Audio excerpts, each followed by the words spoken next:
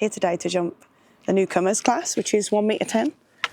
And then if that goes well and we feel good, we are going to do our first 115. A poor lady has just fallen off, which is not what you want to see when you get to a show, but it happens, doesn't it? And I'm really happy because Bear travelled really well. So I just drove like really slow. It's a dual carriageway, so people can just go around me. I say really slow, it wasn't ridiculous, but probably maybe 4 or 5 miles slower than I normally do. And the difference in him has been unbelievable. Bear, my bear, the best bear. I started doing BS December 2023. So we're about 18 months into our journey. I've never jumped BS before. Bear's never jumped BS before, so we started our journey together. And to be honest, I was going to event him. That was kind of always the plan, to do eventing. But having had Imogen, my daughter, just decided it was probably safer. Do show jumping on a surface. And also, with my other horse, Cameo, there'd be times where I'd prepare to do a eventing competition. And the weather would just either make it unviable to run because it'd get cancelled, because it'd be too wet, or I would feel that the ground was too hard. And I just couldn't cope with that level of uncertainty when I'm juggling a career and a child, multiple horses. I like the certainty of show jumping, you know, you're going to go, unless something obviously happens to your horse, which is horrendous, but I mean, everything that you can control, you do. And you generally get a run. My approach with getting to this point is taking baby steps. Even when people have said that I should be jumping higher, just going at a pace that makes me feel comfortable and making a really solid foundation. I think that's the key to any kind of successes in life, though, isn't it? You've got to have a strong foundation. So if the wheels come off, which inevitably they do with horses, your foundation is so strong that you just gently drop down a level and carry on. Because if your fundamentals, your training fundamentals are there, you can overcome the blips. It's when your foundation is built on shaky ground that sometimes then when things start to go wrong, they go wrong big style. That's my theory and I'm sticking to it. But baby steps. Baby steps. And making sure you're getting a bit of a push from the people around you, because you want to move forward. That's if you want to move forward, you don't have to. You can stay at 60 centimetres forever if you want. And there's nothing wrong with that. And then there's some people who would have shot up way quicker than me and would probably be jumping bigger. But I can only do what I can do, which is slowly catch your monkey. Slowly catch the bear. And that's it, really. Just consistent help, consistent training, goal setting consistently. Bear is 18 hands, although the official line is, my official line is 17.2, but I know he's much bigger than that. You can see he is. I mean, I'm 5'8", and I'm like, hello. I'm all the way down there. So yeah, he's ginormous. Him being massive certainly makes the jumps feel smaller, which I don't know if it's a good thing or a bad thing, but yeah, when I'm on Bear, I feel like I can do anything within reason. But I mean, like, when you're sitting on an 18-hand horse, you are taller than everybody else, pretty much. And maybe that gives us a height advantage. I don't know, actually. I wonder if it does. I think the height, as long as you can ride the horse you sat on, it doesn't actually matter what size they are. So anyway, I'm going to crack on and get on.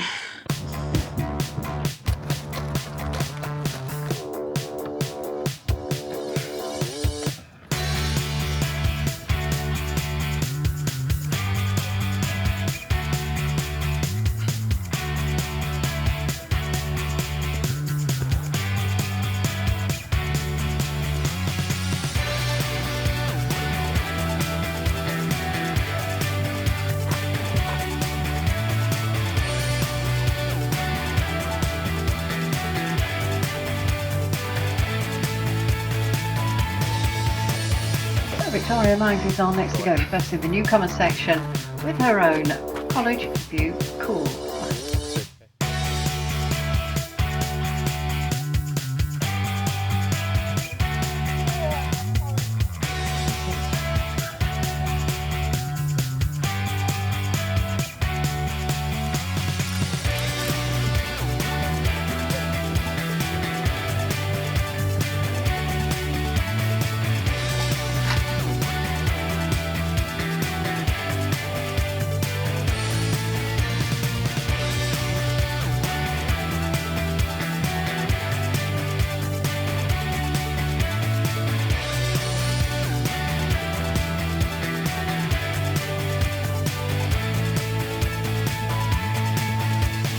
which is the 4/4 now, 54, 34 the time, and into third place they go. That's Victoria Max with Colin.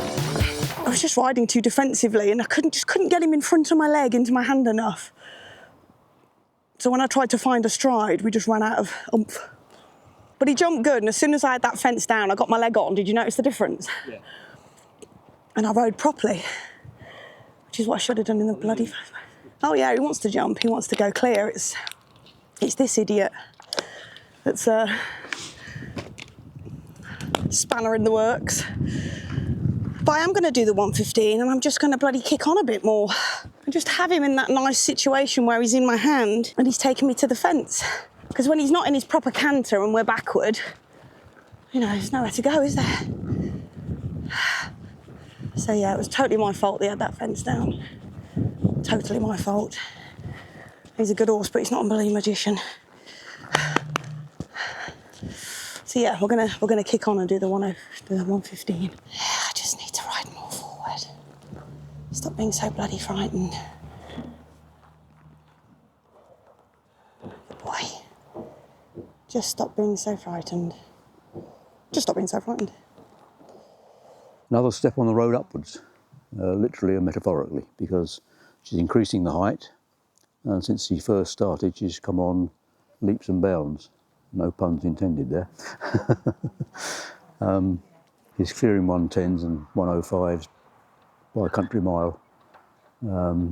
He's got all the scope to do 120s and above, to be honest. What am I doing with my life? Come on, Bear, we've got this, Lottie. So we're moving on now to the Senior 115 Open, including that National 115 Members' Cup qualifier with 36, and this is Victoria Max with her own College View course.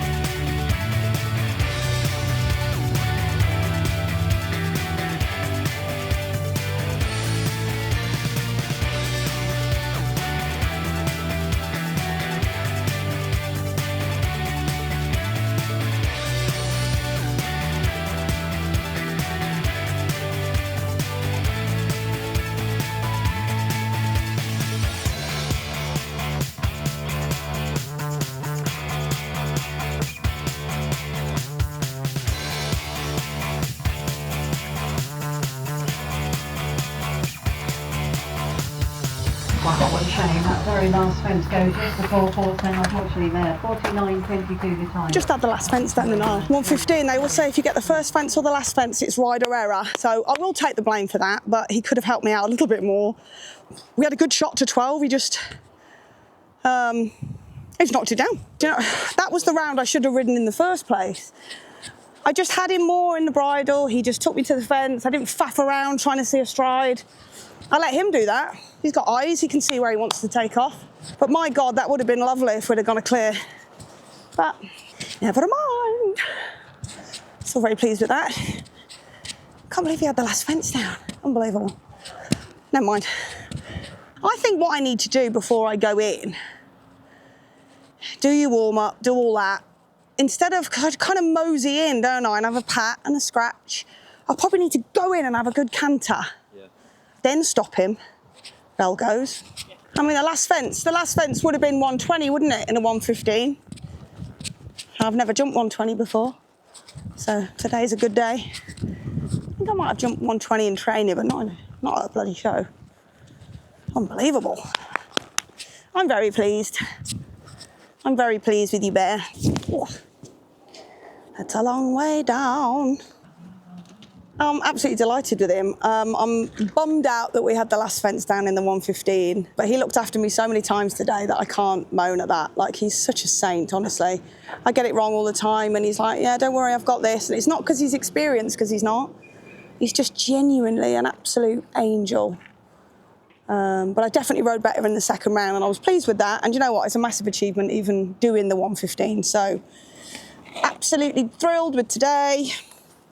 I'm thrilled with the Bear. He's still the best horse in Warwickshire, so that's good.